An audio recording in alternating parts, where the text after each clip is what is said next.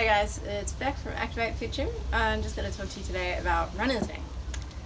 So runner's knee is a blanket term for a number of different issues that cause knee pain, including iliotibial band syndrome, chondromalacia patella, patellofemoral syndrome, and patella tracking. There's lots of different reasons why you get it. A lot of runners get it, so that's why it's called runner's knee. But anything that overly stresses your knee can cause you to get it. So running, walking, jumping, skiing, biking, cycling, lots of different reasons. So depending on what particular issue you have, the symptoms can include pain or discomfort, a dull ache or pain or discomfort in the front of your kneecap, or behind your kneecap. There can be popping, grinding. You might have active trigger points that refer pain down to your knee.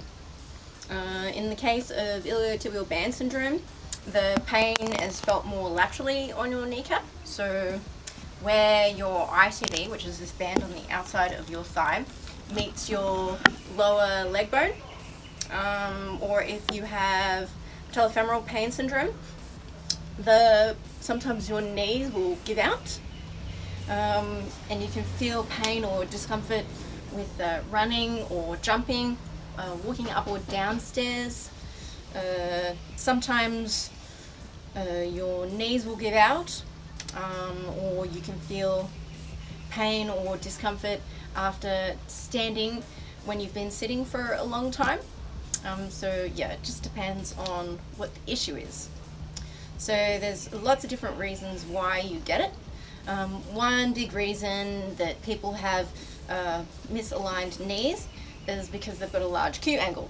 So what that is basically is the angle that your upper thigh bone meets your lower leg bone, and you tend to have a wider Q angle if you've got wide hips.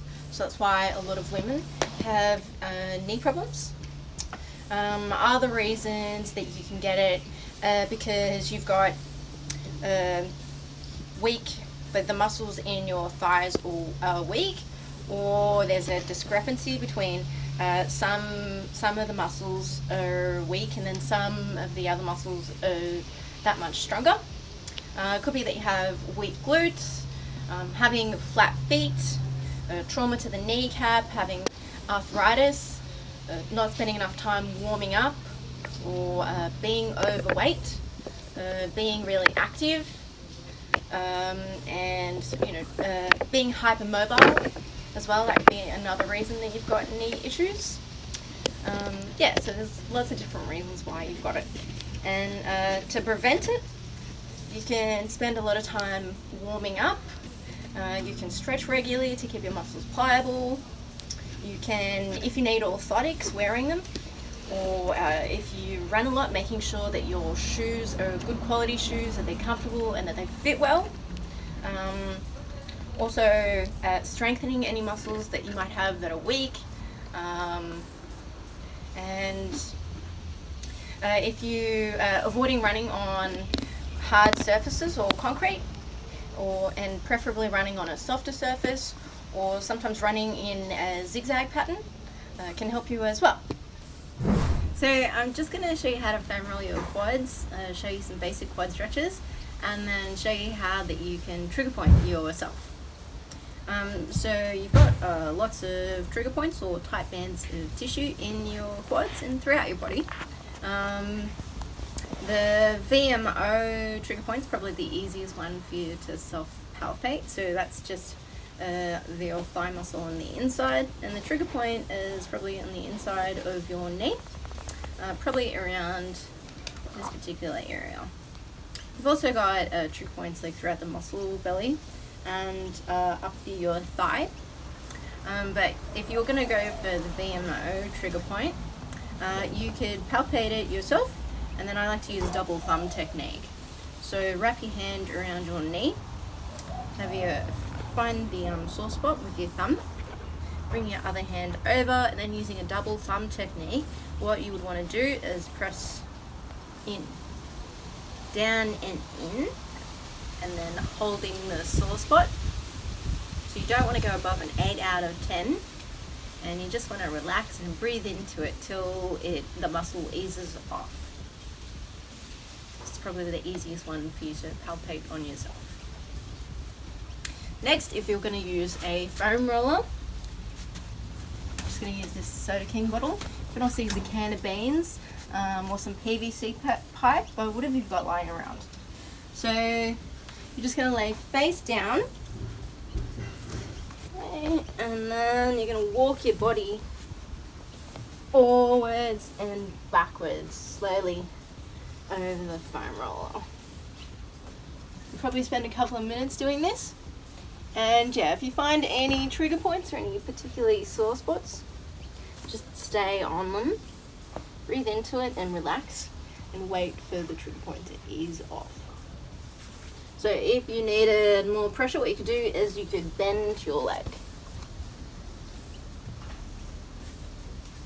And then just doing the same thing, so walking forwards and backwards slowly over your quad. That's how you would foam roll your quads. Some stretches that I like. The first one is a lying quad stretch. So you're going to lie face down. You're going to have a small pillow and you're going to put it above your hips. And you can either use your hands to reach behind you and grab your foot, or if you need, if you can't reach, or if you need a bit more of a stretch, you can use a strap, a band, a belt, or I'm just going to use this tea towel. So you're just going to lay face down. Have the pillow above your hips and then reach behind you. Wrap that around your foot, laying face down and making sure that your tummy's on. You're just going to lift your thigh up towards your bum, so like so. And you can hold that for 30 to 60 seconds or however long it takes for the muscle to ease off. That's your face down lying quad stretch. Another one that I like that's also lying down is a sideline quad stretch. So I'm just going to move this pillow to support my head. So you're going to stack your legs. Your bottom leg, you're going to pull up towards your chest to help stabilize your pelvis. And then the top leg, you can either use your hands to pull it up towards your bum, or you can use your strap. Just looping that around your foot. Okay, and then pulling that back. And it's really important that your abs stay on and that you're not overarching your back. So that is your sideline quad stretch. So the standing quad stretch is probably the stretch that you're most familiar with. So you would just hold on to a wall, or if you've got fantastic balance, which I don't, then you don't need to hold on to a wall. And then you just grab your foot and making sure that your tummy's on and you're not arching your back, and you just hold this stretch. So if you can't reach your foot, you can use a belt, a towel, a strap, or I'm just going to use this tea towel. And you're just going to wrap that around your foot. And same thing again. So just bring it up towards your bum, making sure your tummy stays on, and then you've got a neutral spine. And you want to be feeling a stretch in the front of your thigh. So down here, then holding it for 30 to 60 seconds, or however long it takes you to get a nice stretch. Okay, and then my favorite stretch is where you lean up against a wall. So you just bring your foot up onto the wall, and standing straight, tummy on, neutral spine, and then just holding in this position. So this is a standing wall stretch. And yeah, again, you want to be feeling a nice deep stretch in the front of your thigh. So there are some quad stretches, trigger pointing, and foam rolling for your quads. Thanks for watching, guys.